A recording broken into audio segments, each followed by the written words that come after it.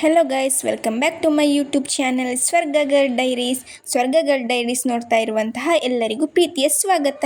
ಇವತ್ತು ನಾನು ನಿಮಗೊಂದು ಕತೆ ಹೇಳ್ತೀನಿ. ಒಂದೂರಲ್ಲಿ ಒಂದು ದೊಡ್ಡ ಮರ ಇರುತ್ತಂತೆ. ಆ ಮರದಲ್ಲಿ ಹಲವಾರು ಪಕ್ಷಿಗಳು ವಾಸಿಸ್ತಾ ಇರ್ತವೆ. ಅದರಲ್ಲಿ ಒಂದು ಪಕ್ಷಿ ದಿನ ಏನಾದರೂ ತಿನ್ಲಿಕ್ಕೆ ಹುಡುಕ್ಲಿಕ್ಕೆ ಸುತ್ತಾಡ್ತಾ ಇತ್ತಂತೆ. ಆ ಸುತ್ತಾಡ್ತಿರ್ಬೇಕಾದ್ರೆ ಅದು ಯಾವುದು ಸುತ್ತಮುತ್ತಲಿರುವ ಪಕ್ಷಿಗಳಿರ್ಬೋದು, ಪ್ರಾಣಿಗಳಿರ್ಬೋದು, ಇದನ್ನೆಲ್ಲ ಗಮನಿಸ್ತಾ ಇತ್ತಂತೆ. ಹೀಗೆ ಗಮನಿಸ್ತಿರ್ಬೇಕಾದ್ರೆ ಅದೊಂದು ದೊಡ್ಡ ಜೇನುಗೂಡನ್ನು ನೋಡ್ತಾ ಇದೆ. ಆ ಜೇನುಗೂಡು ನೋಡ್ತಿರ್ಬೇಕಾದ್ರೆ ಅದಕ್ಕೊಂದು ಪ್ರಶ್ನೆ ಮೂಡ್ತಂತೆ. ಅದು ಹಾಡ್ತಾ ಹಾಡ್ತಾ ಆ ಜೇನುಗೂಡು ಹತ್ರ ಹೋಯ್ತಂತೆ.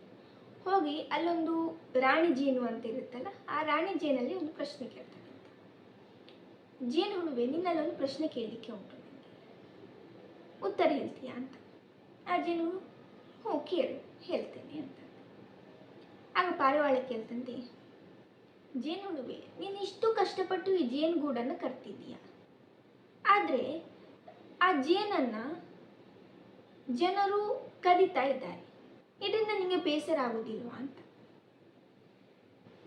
ಆಗ ಜೇನು ಹುಳು ನಗ್ತಾ ಉತ್ತರಿಸ್ತಂತೆ, ಇಲ್ಲ, ನಂಗೆ ಬೇಸರ ಆಗೋದಿಲ್ಲ.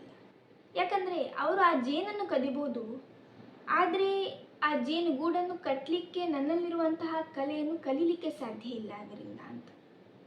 ಹೌದಲ್ಲ ಸ್ನೇಹಿತರೆ, ನಮ್ಮ ಜೀವನದಲ್ಲಿ ಸಹ ಹಾಗೆ ಯಾರು ಬೇಕಿದ್ರೂ ನಮ್ಮಲ್ಲಿರುವ ವಸ್ತುಗಳನ್ನಿರ್ಬೋದು, ಏನನ್ನಾದ್ರೂ ಕದಿಬೋದು ನಮ್ಮಿಂದ, ಆದರೆ ನಾವು ಕಲಿತ ವಿದ್ಯೆಯನ್ನು ಯಾರಿಂದಲೂ ಕಲೀಲಿಕ್ಕೆ ಸಾಧ್ಯ ಇಲ್ಲ. ಹಾಗೆ ಸ್ವಾರ್ಥಿಯಾಗಿ ಬದುಕುವುದು ಜೀವನದ ಒಂದು ಭಾಗ, ಆದರೆ ಬೇರೆಯವರಿಗಾಗಿ ಬದುಕುವುದು ಜೀವನದ ಒಂದು ಕಲೆ.